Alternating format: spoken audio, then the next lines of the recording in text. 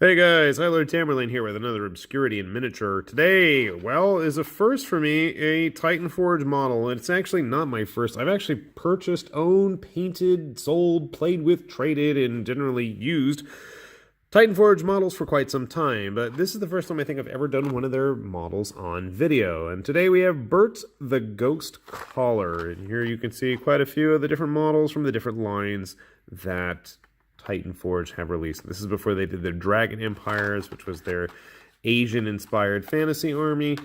Today, this comes to us from Drakskull's Menace, which was their undead goblinoid orcs and the like line of undead. As I destroy the box and pop it open. So our friend here, Burtz the Ghostcaller, is supposed to be a undead summoner, and he's quite the beefy dude. So his body's about the size of a regular, typical fantasy orc, but then he's got this really flashy looking cape with a skull of some sort of creature on one side. We've got these like spectral flames on another. He's got a big old banner right here that he's going to be holding on to. And then we have another additional torso of some kind. Well, that's the thing. He is a ghost caller. You'll see he's standing on a base with all kinds of skulls. And he's supposed to have actually like a... I wouldn't say transparent, although it would be kind of cool to have it transparent. He's supposed to have like this ghostly follower lurching over his shoulder. In fact, it looks like he's got more than one. He's got like a little goblinoid friend here as well. So, casting quality is pretty nice. I've heard people whine online about, oh, my Titanforge stuff is just such terrible mold lines. I'm really not seeing a whole lot here, and this was a retail release, obviously not a Kickstarter release, so maybe there's something to be said there. But, I mean, all the stuff I've ever bought has been retail, and I've never had any issues whatsoever. So, if you're interested in backing some of their Kickstarters, check it out. So, I don't know what this part is, so... I'm still trying to figure that one out. Well, I'm going to grab the glue. I'm going to put this together, and then I will be back in just a moment, and we'll take a look at our friend here. I just noticed he's got like a bad head there. All right, let's grab the glue and put him together.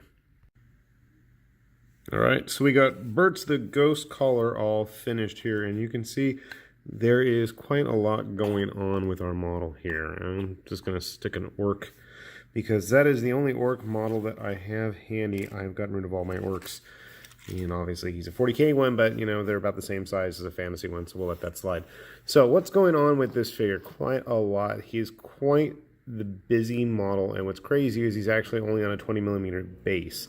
So whether or not he's got all the other stuff, he is quite a big and imposing orc. So he's got his little face mask. What was cool about this face mask is he actually has a fully sculpted face underneath the kind of skull face there. So if you want to leave that off, that is an option. And since he is a ghost summoner, he's got his ghost spirits here floating above, and there's a goblin kind of floating through the flag there. Now, I haven't glued the flag on yet just for ease of painting. We can get a better look here. I really am not a big fan of his flail here because it just did not want to go together in a way that was really going to cooperate with. Yeah, he has that tiny base, but then the flail just kind of sticks out, and the arm and the weapon are actually all attached to his cloak and his back. So there wasn't a lot of leeway. I tried heating the parts up, and it was too thick that it wouldn't really give much. So that's kind of a detractment. I mean, honestly, you probably could just not even glue it and put a big blade or something on it. It would be an easy enough conversion. I thought about just taking his axe blade, sticking it here, and swapping those parts, but I ended up just sticking with keeping it as according to Keikaku. So, cool little base. He is propped up on it pretty easily, surprisingly. I like the verticalness of the model itself. So while it may only be on a 20mm base, he is a big guy. He does take up a lot of space, and I mean, he's just imposing with the ghosts floating around him. I would have liked another ghost, or at least an option for a third one. I know that Titan Forge does have a couple of ghost units available. Maybe if I ever snag one, I might just go ahead and stick another one on here somewhere. But for the time being, there is a lot of detail.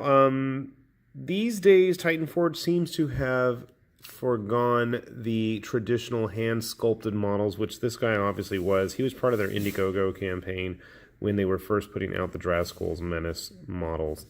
And there's some pretty nasty mold lines that I'm not going to really be bothered with. It's an orc. Things are supposed to be messy, so I'll leave it as is.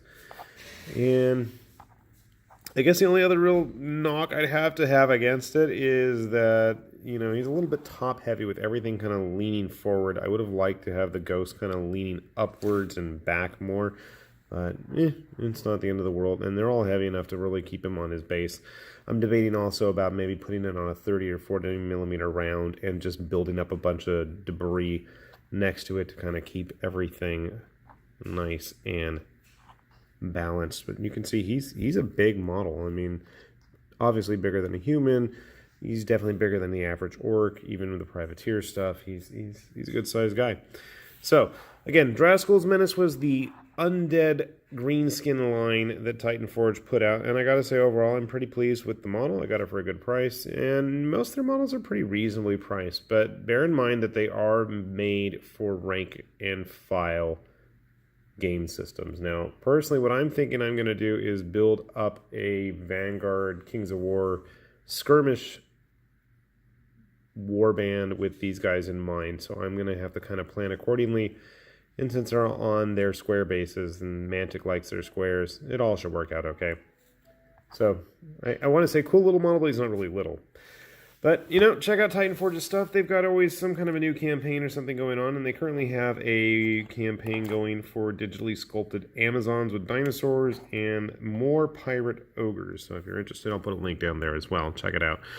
With that said, I'm going to wrap things up here. This is High Lord Tamerlane with Obscurities and Miniatures saying thanks for watching, and check out some of our other stuff. See you later. Bye-bye.